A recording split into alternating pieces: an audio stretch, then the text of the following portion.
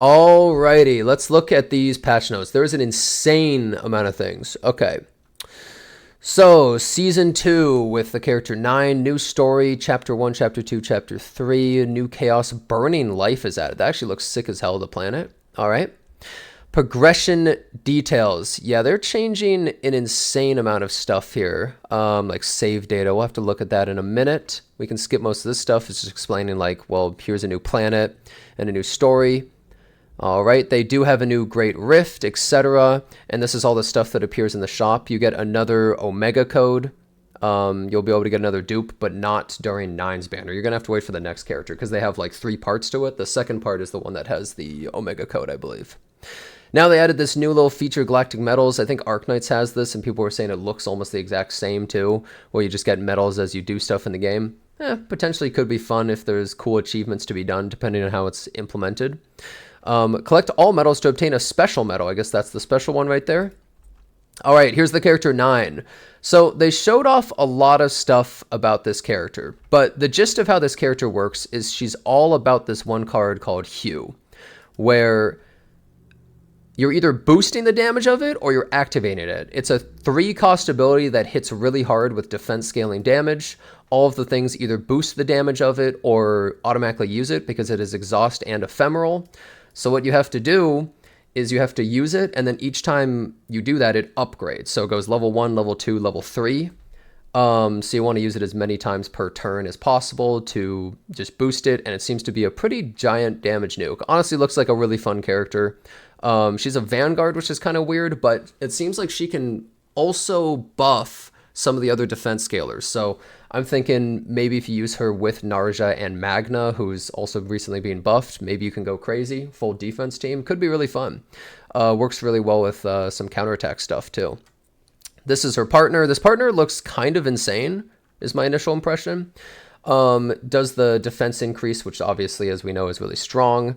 Increases the damage. This character, I mean, it's specifically meant for 9, right? Like the partner, you're not really going to use it on many other characters. They have all these conditionals of damage increases, and she even can give shield if you use an exhaust card of 2 cost or higher, which is 9, as we know. But her activated ability is kind of insane. This is something that seems really crazy to me. So it does damage. We don't know how much it costs, by the way. It does damage and adds 5 of this debuff where they take 20% increased damage. But if you have a shield, they take an additional 10%. So this is kind of insane because I think it's a new type of multiplier, like an additional multiplier, where you normally have an ability that says like 50% increased damage on this and then plus 50% damage. Well, now all of that gets multiplied by the additional damage that the enemy has on them, I'm pretty sure. So this could be insanely strong, and it depends on how much it costs, but seems very powerful. Then we have all these limited time reward things. This is the same as last season, not too surprising. Just as you clear stuff, you get all these free things. You get crystals, traces of memory, different things to upgrade 9. Makes sense. They give it to us pretty much every single time. A new check-in event. These are all events. They showed off events going all the way through all of February. Mostly they're just things to get free little goodies just by playing the game actively. So like, you know, Tears of God for refreshes and a bunch of stuff to upgrade your characters and a few polls. You know, pretty understandable. They also said they're going to have an event to get a bunch of this currency. This would use to buy the stuff in the shop, so that's not really too surprising. I guess making it easier for people to clear the shop, because last time we didn't have that actually. Now, this event is something that I don't really know about. You get a Chaos Selection chest as a reward. You can choose either Chaos Orb or Crystal of Discord. So this is a new thing. It's a little bit weird, to be honest. We don't really know how much you're actually getting out of those boxes. I'm not sure if it's really worth it, but I mean, they seem to give you a lot of them, so I guess we'll see. And then this thing, just from spending energy, you get all these free little goodies. All these events are pretty simple. It's basically play the game, you get free stuff. Look, play the game, you get more crystals. Classic, right? Then they're actually starting up Basin of Hyperspace. So everything we did previously, the first like 75 fights, I think, that was like a beta. So they wiped all that, and now they're starting up a new thing. Oh wait, no, this is the Basin. Sorry, I'm mistaken. Basin, this is just the game mode where you take in 2 teams and you fight stuff. This mode, I'm gonna be real, people aren't really a huge fan.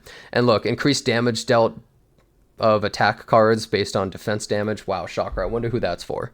What an absolute shocker. Everyone is so surprised that they have increased damage boost for 9. Fortunately, they're going to be adding new modes soon, so thank God for that. Save data storage rule adjustments. Okay, now this is something that's very important.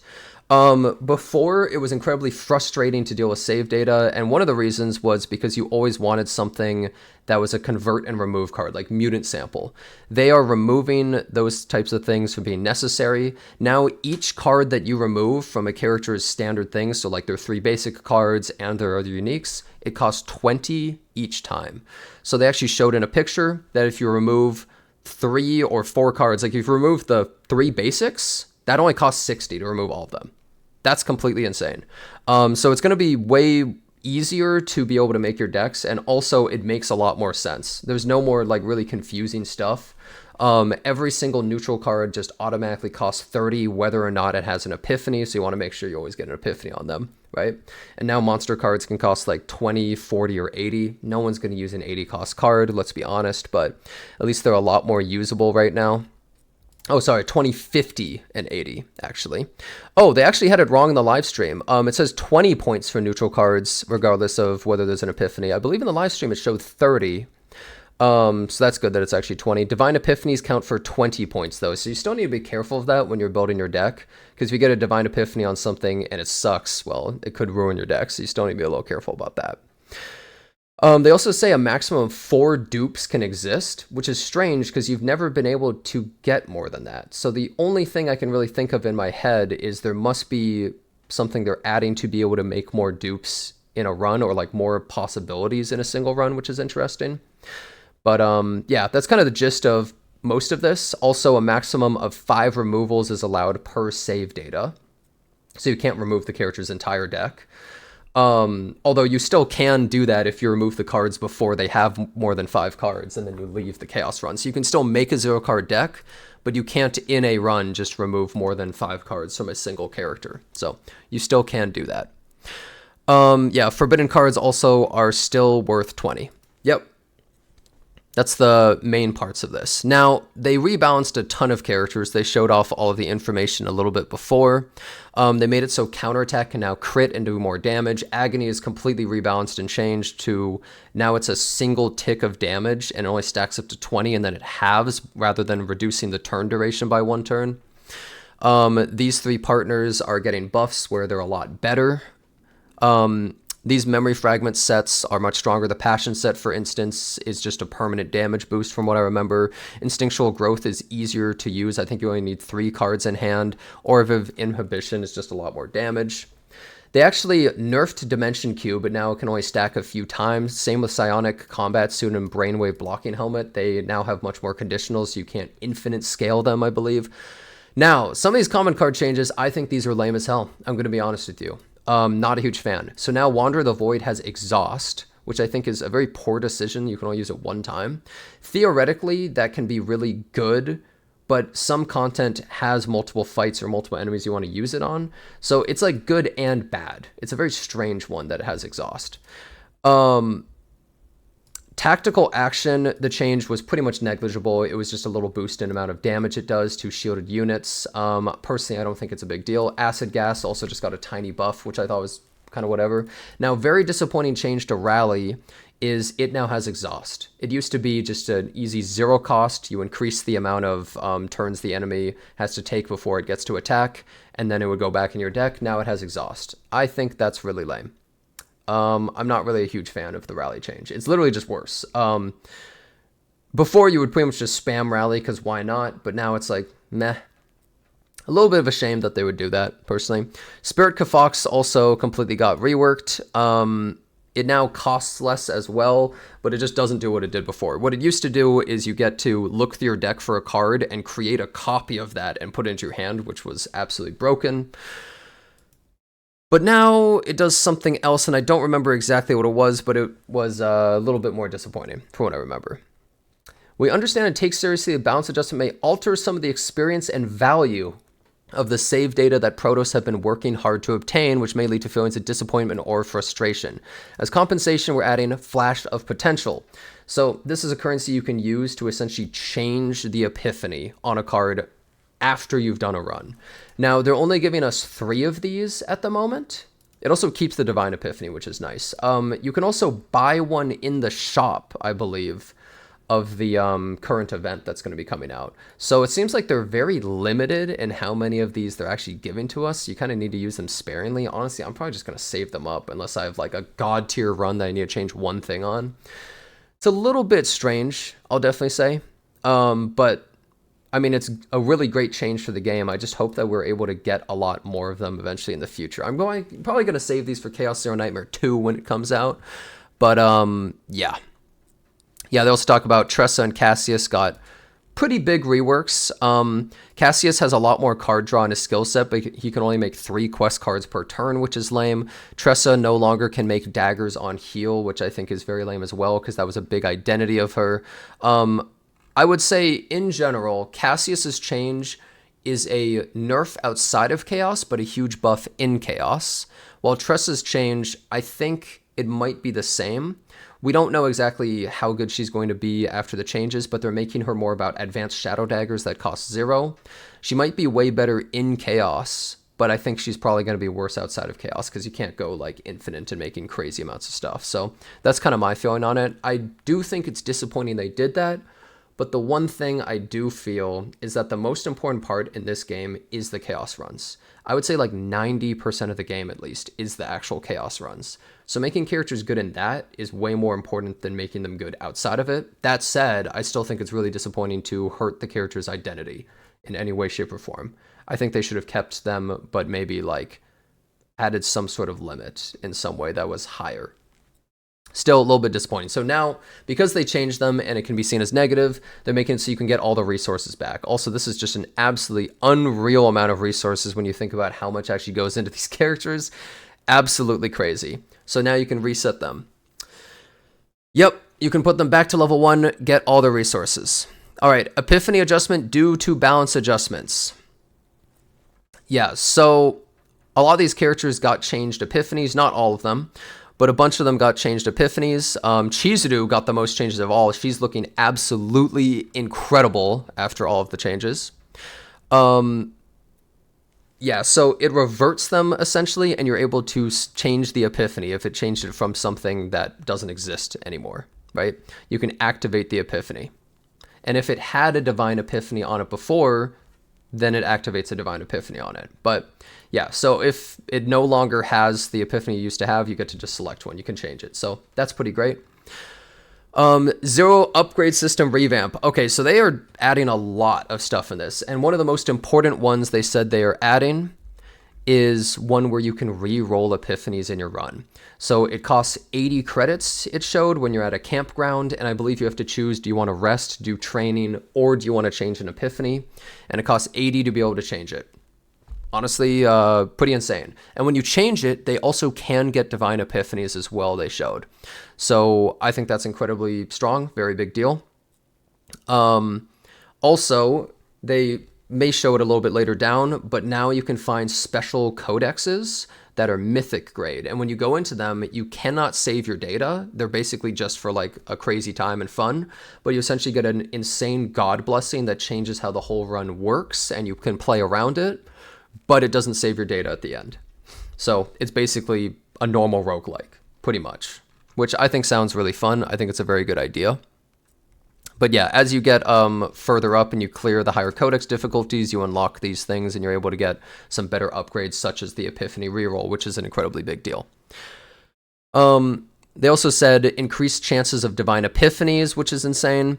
Removing Aether Eater shields, which is kind of silly, and reducing stress upon defeating Senectus, which is the Cthulhu guy that will appear every once in a while. And another really important thing, similar to being able to reroll epiphanies, they're making it so you will be able to choose the character that you want to dupe a card on. So before, it would have a pool of all of your character's cards and you'd never get what you want. Now you get to choose which character you want to make the dupe card on, and it shows 3 cards. I would say that's basically as good as it gets right now. That's pretty much what you want. Yeah, that's honestly really exciting, I think. And you'll be able to reset the entire tree and all that kind of stuff as well. Looks like they have the weekly progress score for Galactic Disaster as well. A new difficulty Mythic Grade Codex. There it is. That's the thing they were talking about. Sounds incredibly fun.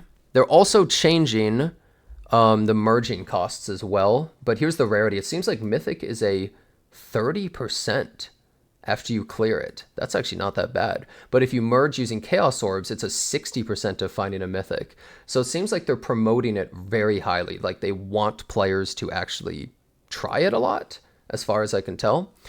Before you were getting so many uncommons, but now it's a lot more rare and you're getting rare and legendary much more often. So I think that's pretty good. They're changing these penalties slightly. Oh, wow. Okay. So instead of decrease health by 3%, it goes up to 5%. That's not like the most insane thing, but that could make a big difference for a lot of people. Losing 5% of your health every single turn, that's kind of huge. If you don't have any sort of heal, it could make your run incredibly difficult. I'm fine with them adding more difficulty because they just buffed everybody almost, well, almost everyone. And overall characters are getting stronger. That I think I'm okay with that as well. Also, 50% Codex merging cost discount event will end, which is very sad. I kind of feel as though we should be able to do it more often. Okay, Codex improvements. When you get a Mythic Grade difficulty through the Zero system, there's a certain chance to obtain a Codex with special unique options applied. So this right here, it's showing you actually meet the god. Rather than that little like guy that appears all the time that gives you the 3 options, you actually just meet one of the gods. You can meet the lady with the giant chest and 4 arms or 6 arms or whatever. You can meet her. And they give you some insanely powerful buff, right? You don't even get to choose anything else. So Kirkin's Oracle... The trial penalty. At the end of turn, if AP is remaining, you get stress on all allies by 2. But when using a card of cost 2 or higher, gain 2 AP and draw a card. Okay, that's insane. Increased damage amount taken of all allies by 30%, but shield gain increased by 200%. At the end of the turn, retained shield inflict fixed damage to all enemies equal to the shield owned. That sounds absolutely insane. Sekret's Breath, change hit count of all attack cards to 1. Increase damage amount by 200% for each hit decreased on an attack card. Holy crap. So it hits 1 time, but it nukes. Okay, Nihilim's Gaze. When 4 attack cards are used end turn... Oh, that's like the Slay the Spire boss guy, but as like a penalty. But triple the hit count of attack cards. Holy, okay. Some of these changes are kind of insane, or like these divine fates that you're able to get. It really changes how you will actually play the game, right? And since you can see what planet it is before, I'm assuming you would know what divine fate you get before, so you go in with a team that can play around it, I'm guessing. Because it doesn't really look like you get much choice of what's happening as far as I can tell. Sounds incredibly fun, though. I really like these ideas. Yeah, you get large amounts of Chaos Orbs and Chaos Crystals as the reward, but you cannot save your data, so... I think that's fine, because that's more of how roguelikes play, and it's really fun to get those like random things where you're like, oh, I'm playing the game totally differently. It's very exciting, in my opinion. I'm a huge fan of that. Okay, Codex unlock adjustment. Now you don't need to be level 30 instead of 40. Nice. You can level pretty quickly anyways, but I'll take it.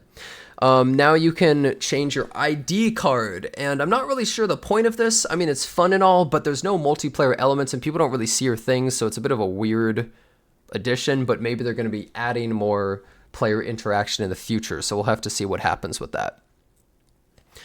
2 new memory fragment sets are being added. One of them is 30% damage amount to Justice Order exhaust attack cards 5 times per turn. The only character I can think of that actually wants this is Luke, because you have to keep in mind this is added damage, not multiplicative.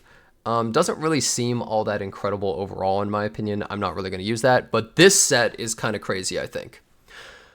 When generating or using exhaust skill cards plus 5% damage amount to all allies max 15%. Now, it might not be the biggest damage number ever, but it seems to be a permanent boost for the whole battle, and it's just 15% increased, and supports never really had good sets in the game.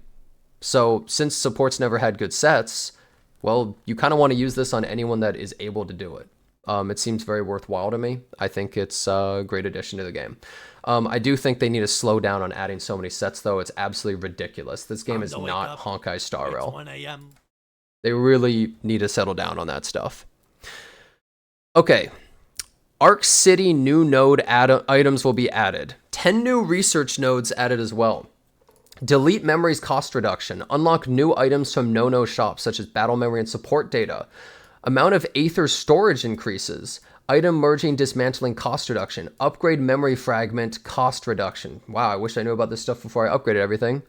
Unlock new items in no-no shops, such as core of memory. Increase the maximum amount of communication passes you can have by 1. That's a pretty huge one. Policy point acquisition will be increased. That's also big. Reduce policy recharge time. Unlock no-no's shop traces item, trace of memory. These are all big things. I actually fully maxed the tree, so I'm pretty happy about this. I didn't even know that they were going to be adding new ones.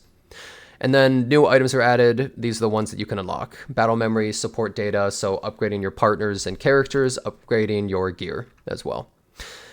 And you can't have a new patch without new packs. Hell yeah, that's what I'm talking about. This is like 70 pulls for $100. Okay, sure. Go for it. Quality of life improvements. Yeah, they're changing the text of save, which was only on one item in the entire game. Now it's called stockpile. Okay. The maximum amount of memory fragments will be increased from 500 to 600, though. Thank you. Thank you so much. We needed more of these. Thank God.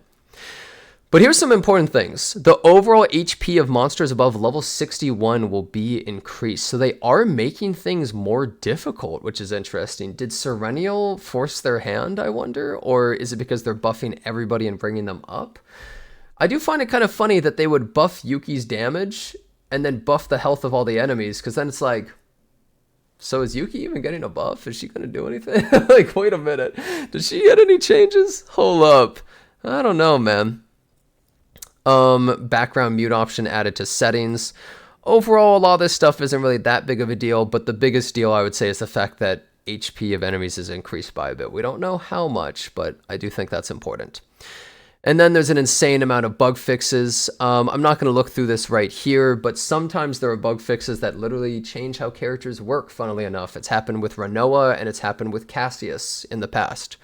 But it seems like most of these are fairly simple bug fixes where things were just a little bit broken and not working exactly how they should be. In general, I would say the notes are pretty good. There's a lot of good changes and good things. My biggest concerns is how much total game play time are we going to get out of this season? Because I think a lot of people got bored of season 1, like probably halfway through. And then we had the break after season 1, which I think was pretty rough. So I'm hoping they're able to make it exciting and fun enough that you want to continue to do these runs. Hopefully the testing of the mythic codices also goes really well, because they're adding a full-on game mode where it's basically just the mythic ones where you don't get save data, which I think could be really exciting. They didn't even mention it in these notes, or maybe I missed it, but they're also adding an entirely new feature where you can essentially add modifiers to gear, and these modifiers are ones that you find on gear. So you could potentially get a mythic gear piece upgrade and attach it onto a gear piece you already have. So they have some insane features going on with season 2.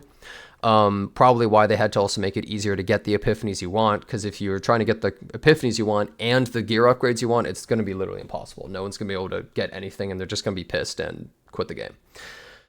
Yeah, they have this whole arena mode as well that they don't even mention in these notes, where you can like change your decks and get upgrades specifically for that arena mode, getting new cards and items. So there's lots of things they weren't even really going into depth too much on these notes that they showed off, but this is kind of the main gist of it. Well, overall, I think CZN has a pretty solid patch. I'm going to be having fun with it. I hope you guys enjoy it as well. Thanks a bunch for watching. Hope to see you next time.